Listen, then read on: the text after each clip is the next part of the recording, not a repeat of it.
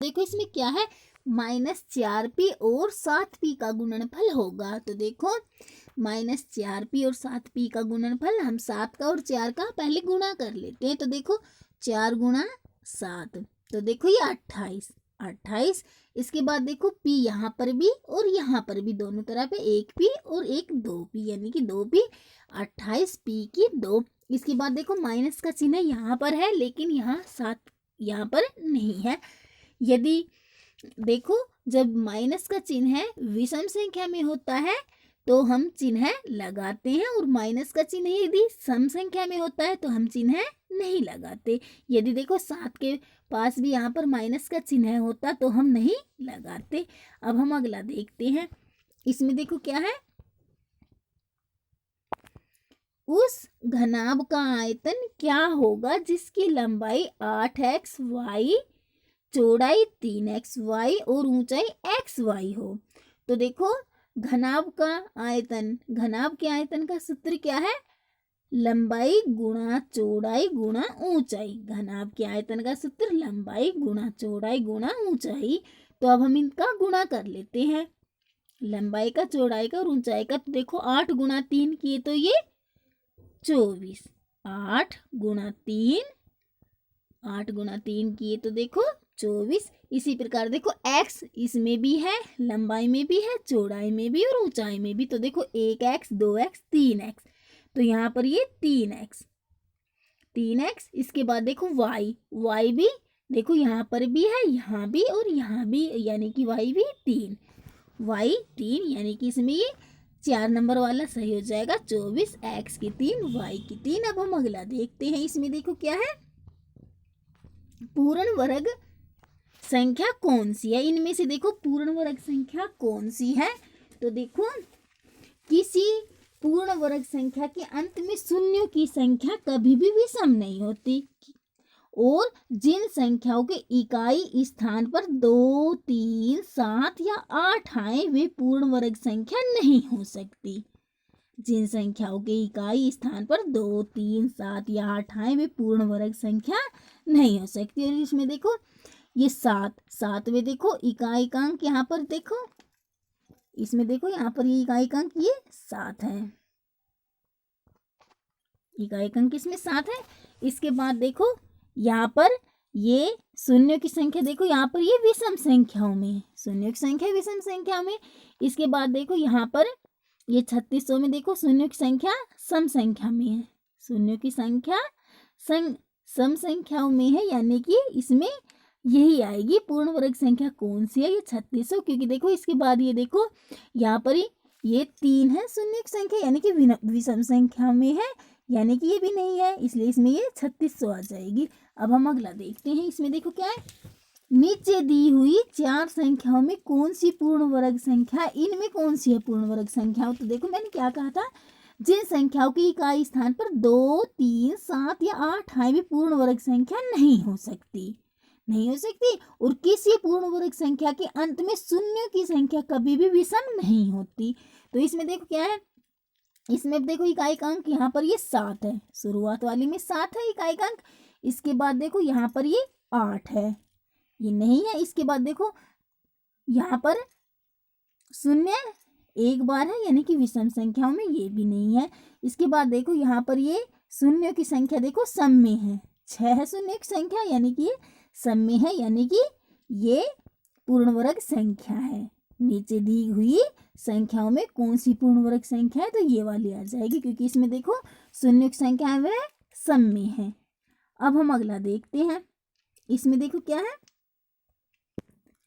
निम्न में से कौन सी संख्या पूर्ण वर्ग नहीं है, इनमें देखो कौन सी संख्या पूर्ण वर्ग नहीं है।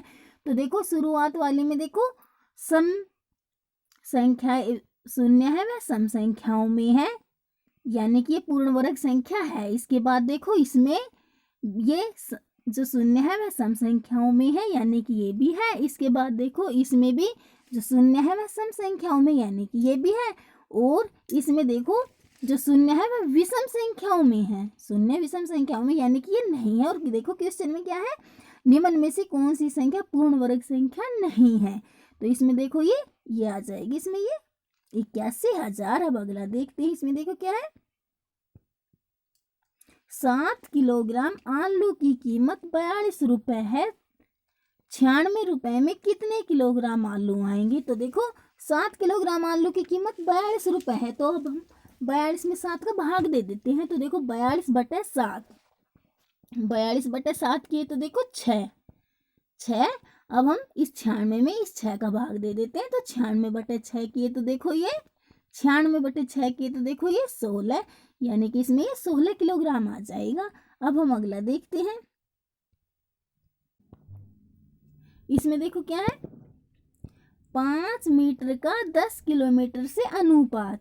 तो देखो 5 मीटर का 10 किलोमीटर से अनुपात, तो देखो 1 किलोमीटर में कितने मीटर होते हैं, 1 किलोमीटर में तो देखो 1 किलोमीटर 1000 मीटर, 1 किलोमीटर में 1000 मीटर, 1000 मीटर। और इसमें देखो क्या है, 5 मीटर का 10 किलोमीटर से अनुपात। तो देखो यहाँ पर यदि 5 मीटर का 5 मीटर से अनुपात पूछते तो हम 5 अनुपात ये 5 लिख लेते, 5:5 और 5 एकम 5 और 5 एकम 5, यानी कि 1:1 हो जाता। लेकिन इसमें देखो 5 मीटर का 10 किलोमीटर से अनुपात, यानी कि 10 किलोमीटर को अब हम मीटर में बदलेंगे। तो देखो 5 मीटर का 10 किलोमीटर से, तो 1 किलोमीटर में 1000 मीटर, तो 10 किलोमीटर में 10,000 मीटर, 10 किलोमीटर में 10,000 मीटर, 10,000 मीटर, यानी कि अब देखो 5 मीटर बटे ये 10,000 किलोमीटर, 5 मीटर 10,000 किलोमीटर, 10,000 किलोमीटर। तो देखो अब 5 एकम 5 और देखो 5 दूनी 10 और 1 0 2 0 3 0, इसके बाद ये 3 0, यानी कि इसका 5 मीटर का 10 किलोमीटर से अनुपात, तो 1:2 ये 2000, 1:2000, यानी कि इसमें ये सी आंसर सही हो जाएगा। अब हम अगला देखते हैं, इसमें देखो क्या है, 3:4 का प्रतिशत रूप है, 3:4 का प्रतिशत रूप। तो देखो इसमें 3/4 गुणा 100, क्योंकि प्रतिशत का मतलब 100, 3/4 गुणा 100। अब देखो यहाँ पर ये 4 दूनी 8 और 4 पंजे ये 20, तो देखो 25 और इस 3 का गुणा किया तो ये 75, यानी कि यहाँ पर ये 75%, इसमें देखो ये 75%। अब हम अगला देखते हैं, इसमें देख क्या है, मान लीजिए कि a एक अंक है, तो 31a + a के 3 = 501 में a का मान होगा। तो देखो इसमें क्या है, 31a प्लस ये 1 के 3। अब देखो हम इन्हें प्लस करते हैं, तो देखो 3 में हमने कितने प्लस किए कि यहाँ पर ये 1 आया। तो देखो 3 के बाद 4 5 6 7 8 9 10 11, यानी कि 8। 3 में देखो हमने 8 प्लस किए, तो यहाँ पर ये 11 और 11 का देखो यहाँ पर 1 और हसल 1। इसके बाद देखो 1 में हमने देखो कितने प्लस किए हैं कि यहाँ पर देखो ये 0 आया। तो यहाँ पर देखो हमने यहाँ पर 3 में ये 8 प्लस किए थे तब 11 आए थे, यानी कि यहाँ पर a का मान हम यहाँ पर ये 8 ही रख लेते हैं। तो 1 में देखो हमने ये 8 प्लस किए तो 9 और एक हासिल का 10, यानी कि यहाँ पर ये 10 की 0 हासिल 1, और देखो यहाँ पर ये 3 और एक 4 और एक हासिल का था, तो यहाँ पर ये 5, देखो 501। तो यहाँ पर हमने a का मान कितना रखा, 8, यानी कि यहाँ पर ये 8 आ जाएगा। अब हम अगला देखते हैं, इसमें देखो क्या है,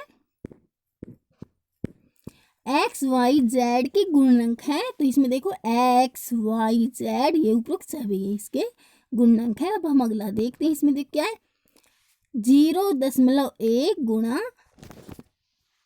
51.7 का मान होगा।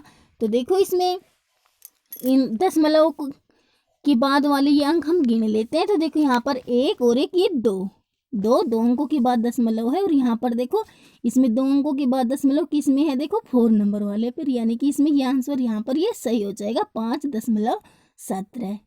0.1 गुणा 51.7 का मान ये 5.17 हो जाएगा। हम इसमें ये दशमलव